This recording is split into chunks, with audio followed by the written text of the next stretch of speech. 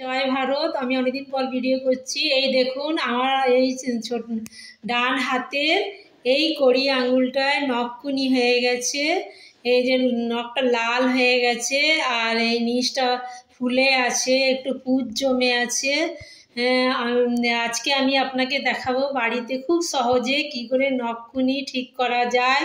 তার জন্য কি করতে হবে, আমাকে বেশি কিছু নিতে হবে না। আমি এই দুটো জিনিস নিয়েছি, একটা চুন হলো আর একটা হলুদ গুঁড়ো হলো।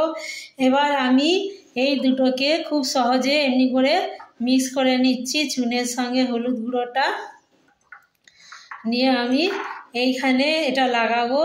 এটা লাগানো দিয়ে এই রকমভাবে আস্তে আস্তে করে লাগিয়ে রাখতে হবে। এই দেখুন, তাহলে এটা ধোয়া যাবে না।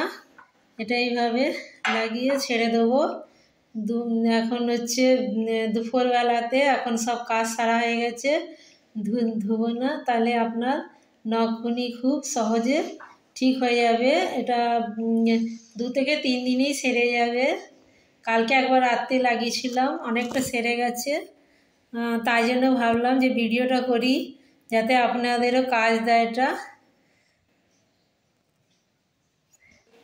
হ্যাঁ, এই দেখুন, এই হয়ে গেছে, এই যে মিক্স হয়ে গেছে। এবার নখকুনিতে এটা আঙুলে লাগিয়ে রেখে দেবো। এটা আমি যেহেতু দুপুরবেলায় লাগাচ্ছি, তাই জন্য 4 ঘন্টা লাগানো থাকবে, তারপর কাজ করে ধোয়া যাবে। আর যদি রাত্রে লাগালে আরও ভালো হবে, রাত্রেও লাগিয়ে রাখবো আমি।